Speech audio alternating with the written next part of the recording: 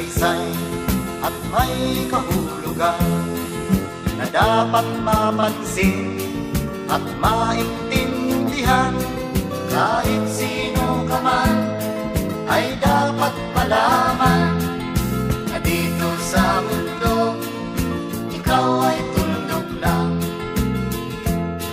Kahit na ang araw sa kalangitan, siya ay tuldok lamang sa kalawakan.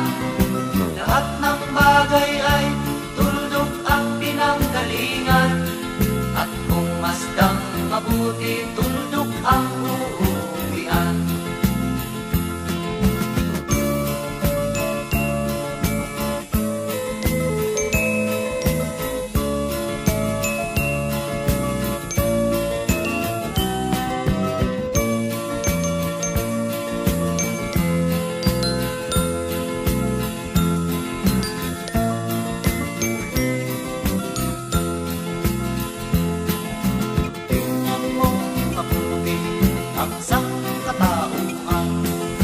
Maraming nag-aaway, tuldok lang ang dahilan.